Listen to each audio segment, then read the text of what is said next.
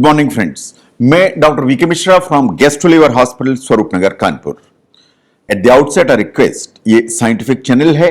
इस scientific deliberation में आपसे रिक्वेस्ट करूंगा कि इस चैनल को सब्सक्राइब करें, इस वीडियो को शेयर करें। आज मैं हिचकियों की डायग्नोसिस और ट्रीटमेंट के बारे में बात करूंगा। एक पहले में भी मैंने वीडियो में हिकअप्स के कारणों के बारे में बात की। आज मैं बात करूंगा कि अगर हिचकियां आती हैं या हिकअप्स आते हैं या इंट्रैक्टेबल हिकअप्स आते हैं तो उनके डायग्नोसिस में क्या किया जाता है, इन वास्तव में ट्रीटमेंट में हम आपको क्या ऑफर करते हैं। जब भी डायग्नोसिस की बात होती है, जब आप हिचकी लेके आते हैं तो हम सबसे पहले आपका एक थॉरो फिजिकल एग्जामिनेशन करते हैं। इन द सेंस कि हम जज करने की कोशिश करते हैं कि आपके लंग्स में कोई साइंस या सिम्टम्स तो नहीं है, कहीं आपको टेम्परेचर रन तो नहीं कर रहा है, कहीं आपका पेट फूला हुआ तो नहीं है, कहीं आपके एब्डामन में कोई टाइटनेस तो नहीं है, कहीं कोई रिजिडिटी तो नहीं है, कहीं कोई ऐसा तो नहीं है, कोई पेनफुल स्पॉट है जो आपको प्रॉब्लम क्रिएट कर रहा है।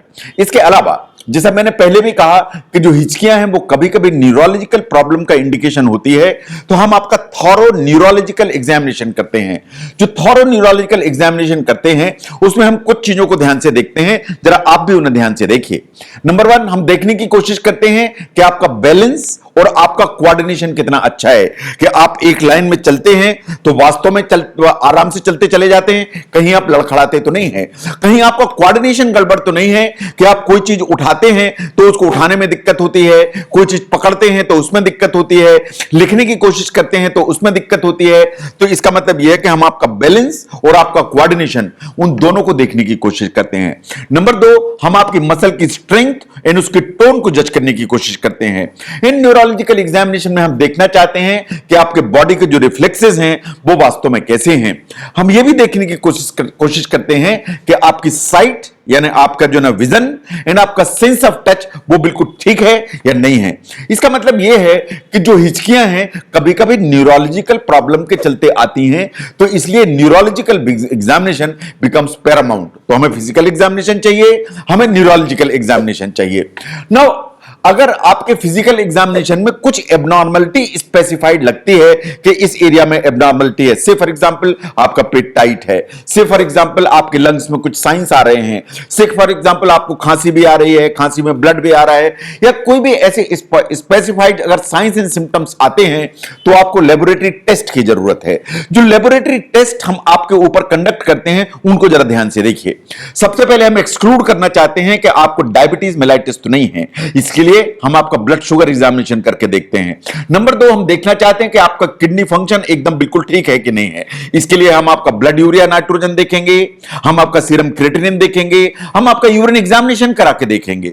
नंबर 3 पर हम देखेंगे कि आपकी बॉडी में कोई इंफेक्शन का एविडेंस तो नहीं है, तो इसलिए हम टोटल ल्यूकोसाइटिक काउंट देखेंगे, क्योंकि कभी कभी कुछ इंफेक्शंस हैं जिनके चलते हिचकियां आना चालू हो जाती हैं, इन्होंने कंट्रोल करना कभी कभी मुश्किल हो जाता है। इन ऑल द केसेस जिसमें कुछ फिजिकल एबनॉर्मलिटीज मिलती हैं तो हमें इमेजिंग टेस्ट की जरूरत पड़ती है। जो सबसे पहले इमेजिंग टेस्ट हम करके देखते हैं that is basically chest x-ray. अगर चेस्ट एक्सरे में कुछ एबनॉर्मलिटी है तो हम जो है चेस्ट का सीटी स्कैन करके देखते हैं। अगर एब्डोमेन में कुछ एबनॉर्मलिटी है तो हम या तो अल्ट्रासाउंड करा के देखेंगे, नहीं तो एक सीटी स्कैन एब्डोमेन करा के देखेंगे। कभी ऐसा है कि अगर न्यूरोलॉजिकल एग्जामिनेशन में कुछ भी एबनॉर्मलिटी लगती है कि आपका बैलेंस गड़बड़ है, कोऑर्डिनेशन गड़बड़ है, तो हम एक सीटी स्कैन द ब्रेन भी करा के देख सकते हैं। कभी बहुत ऐसा स्पेसिफाइड केसेस में जिसमें इंपॉर्टेंट है हमें ब्रेन के एमआरआई की जरूरत पड़ती है अगर जो हिचकियां हैं वो कंट्रोल नहीं होती हैं तो। लेकिन इन सबसे अलावा सबसे जो इंपॉर्टेंट टेस्ट हम कंडक्ट करते हैं दैट इज एंडोस्कोपी। एंडोस्कोपी वास्तव में हम गले के रास्ते से एक कैमरा पास करते हैं इस पूरी की पूरी मशीनरी को एग्जामिन करने के लिए। सबसे पहले हम आपका लैरिंक्स देखते हैं, जिसे आप गला कहते हैं। इसमें हम देखते हैं कि आपके जो वोकल कार्ड्स हैं जहां से आवाज निकलती है उनका मूवमेंट एकदम ठीक है कि नहीं है। हम ये देखने की कोशिश करते हैं कि जो लैरिंक्स है इसकी फंक्शन, इसकी बनावट ये बिल्कुल ठीक है कि नहीं है। इसके बाद हम खाने की नली देखना चाहते हैं कि इसमें कहीं कोई रुकावट तो नहीं है, इसमें कहीं कोई छाले तो नहीं है, इसमें कहीं कोई इंफेक्शन का एविडेंस तो नहीं है। हम ये देखने की कोशिश करते हैं कि खाने की नली के नीचे के हिस्से में ऐसा तो नहीं है कि रिफ्लेक्स के चलते आपके जो खाने की नली नीचे की तरफ कोई डैमेज हो गई है। हम देखने की कोशिश करते हैं कि आपके खाने की नली के नीचे के हिस्से में कहीं कोई हाइटस हर्नियन जैसी चीज तो नहीं है जो वास्तव में खाने की नली को डैमेज कर रही है एंड आपको कंटिन्यूअसली बार बार हिचकियां लेकर आ रही है। इसके अलावा हम आपकी खाने की थैली और ड्यूडेनम का जो हिस्सा है उसको भी एग्जामिन करते हैं। Now look at the treatment. जैसा मैंने पहले भी कहा कि मोस्ट ऑफ द पेशेंट्स जिनको हिचकियां होती हैं, साइंस ऐसा मानती है दैट 48 आवर्स में most of them usually disappear. अगर 48 घंटे के बावजूद भी हिचकियां बंद नहीं होती हैं, इसका मतलब यह है कि कुछ ना कुछ प्रॉब्लम है एंड उसे ट्रीटमेंट की जरूरत है। तो इन्वेस्टिगेशन के बाद जो भी मेडिकल कंडीशन सामने आती है, उस मेडिकल कंडीशन को अगर ट्रीट किया जाएगा तो हिचकियां ऑटोमेटिकली बंद हो जाएंगी। मेरा मतलब है कि मान लीजिए कि आपको चेस्ट में कुछ इंफेक्शन आता है, आपको एंटीबायोटिक मिलेंगे, चेस्ट का इंफेक्शन क्लियर होगा, हिचकियां बंद हो जाएंगी। से फॉर एग्जांपल आपके लीवर में एक फोड़ा है जिसके चलते हिचकियां आते हैं, आपने उस फोड़े का जो ना ट्रीटमेंट प्रॉपर किया, हिचकियां ऑटोमेटिकली बंद हो जाएंगी। आपकी किडनी में कोई इंफेक्शन है जिसके चलते हिचकियां बराबर आ रही, आपने जब उसको किडनी के इंफेक्शन को ट्रीट किया, हिचकियां ऑटोमेटिकली बंद हो जाएंगी।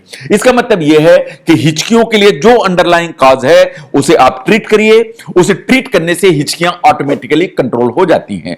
लेकिन अगर हिचकियां 48 घंटे से ज्यादा परसिस्ट करती हैं तो कुछ दवाइयां ऐसी होती हैं जो सिम्टमेटिकली आपको मदद करने की ताकत रखती हैं। उन दवाइयों को ध्यान से देखिए। नंबर 1 जो हम यूज करते हैं इस बैक्लोफेन। जो बैक्लोफेन है वो ओरल फॉर्म में होती है, टेबलेट के फॉर्म में होती है एंड बहुत सारे नामों से आती है, पर्टिकुलरली लायोफेन। उसकी जो ना हम यूज करते हैं डोज वो अलग अलग है, but depending upon your severity हम 10 मिलीग्राम दिन में 3 बार यूज कर सकते हैं, 25 मिलीग्राम दिन में 3 बार यूज कर सकते हैं। तो नंबर 1 पर आती है drug of choice is baclofen. Number 2 पर आती है क्लोरपर्मेजिन। ये भी वास्तव में ओरल टेबलेट के फॉर्म में आती है जिसे हम यूज करते हैं। नंबर 3 पर आते हैं मेटोक्लोप्रामाइड। ये बहुत सारे नामों से आता है, ये वास्तव में ओरल टेबलेट के फॉर्म में भी आती है, ये इंजेक्टेबल के फॉर्म में भी आती है, बहुत सारे नामों से आती है, जैसे पेरिनॉम है, रेगलॉन है। इसकी जो बोलस डोज इंजेक्टेबल दी जाती है, साइंस ऐसा मानती है कि 90% एफिकेसी है कि आपकी हिचकी जो है वो बंद हो जाएगी। इसका मतलब यह है कि अगर हिचकियां 48 आवर्स में अपने आप बंद नहीं हो रही हैं तो फिर हम मेडिकेशन यूज करते हैं। नाउ कभी ऐसा हो जाता है कि इंट्रैक्टेबल हिचकियां हैं, कंटिन्यूअस हिचकियां हैं, इन किसी भी चीज को रिस्पॉन्ड नहीं कर रही हैं, तो हमें सर्जिकल ऑप्शन पर विचार करना पड़ता है। ये क्या सर्जिकल ऑप्शन है? सर्जिकल ऑप्शन में सबसे इंपॉर्टेंट इज कि हम आपको कुछ इंजेक्शंस दे सकते हैं वास्तव में फ्रेनिक नर्व के ऊपर। जो फ्रेनिक नर्व है उसका काम है कि जो सांस की धमनी है उसको चलाए। तो अगर जो है इसके मूवमेंट इरेटिक हैं, इरेगुलर हैं, तो आपको हिचकियां आएंगी। तो अगर फ्रेनिक नर्व को हम ब्लॉक कर देते हैं तो इसको जो इरेटिक और एब्नॉर्मल मूवमेंट है वो ऑटोमेटिकली बंद हो जाते हैं।